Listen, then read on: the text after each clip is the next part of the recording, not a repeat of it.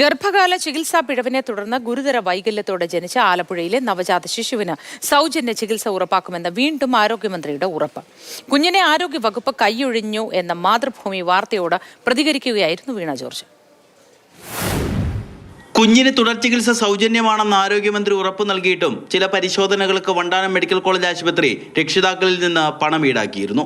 ആരോഗ്യവകുപ്പിന്റെ ഭാഗത്തുനിന്നോ അല്ലെങ്കിൽ ആശുപത്രി അധികൃതരോ എന്റെ കയ്യിൽ നിന്ന് അങ്ങനെ വാങ്ങിക്കാൻ പാടുണ്ടോ എന്നുള്ളത് ആരോഗ്യമന്ത്രിയും പരാതിയുടെ അടിസ്ഥാനത്തിൽ കുഞ്ഞിന് ചികിത്സ ഉറപ്പാക്കിയെന്ന് പറഞ്ഞിട്ട് എന്നോട് വാങ്ങിച്ചത് 250 രൂപ വാങ്ങിച്ചിട്ടുണ്ട്. ഇതിനു മുമ്പ് ഒരു 250 രൂപ വാങ്ങിച്ചിട്ടുണ്ട് ഈ ടെസ്റ്റ് തന്നെ. പണം ഉടൻ തിരികെ നൽകുമെന്ന് മന്ത്രിയുടെ ഉറപ്പ്. ഞാനിങ്ങനെ കേട്ടു, അത് തീർച്ചയായിട്ടും പരിശോധിക്കാം. അത് സർക്കാർ സംവിധാനത്തിൽ ഒരിക്കലും അത് ചെയ്യാനായിട്ട് പാടില്ല. അല്ലെങ്കിൽ തന്നെ 18 വയസ്സുള്ള കുഞ്ഞുങ്ങൾക്ക് ഫ്രീ ആയിട്ടാണ് നമ്മൾ ചികിത്സ നൽകുന്നത്.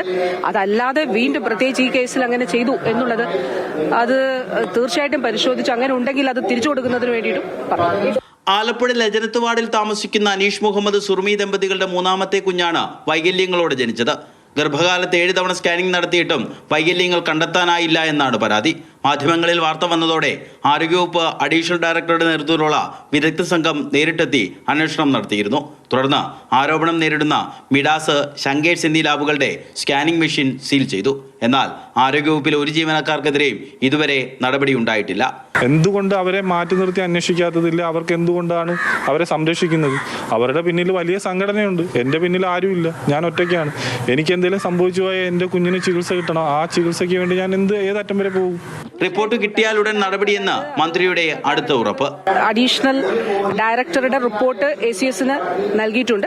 ACSും വകുപ്പ് അത് പരിശോധിച്ച് എനിക്ക് നൽകും. അതിന്റെ അടിസ്ഥാനത്തിൽ തീർച്ചയായിട്ടും നടപടിയുണ്ടാവും. ആലപ്പുഴ വനിതാ ശിശു ആശുപത്രിയിലെ 2 ഡോക്ടർമാർ ഉൾപ്പെടെയുള്ളവർക്കെതിരെ പോലീസ് കേസ് എടുത്തിട്ടുണ്ട്. കൂടുതൽ ചികിത്സാ രേഖകൾ ഹാജരാക്കാൻ അന്വേഷണ ഉദ്യോഗസ്ഥർ ആവശ്യപ്പെട്ടെങ്കിലും ഇല്ലെന്നായിരുന്നു കടപ്പുറം ആശുപത്രിയുടെ മറുപടി.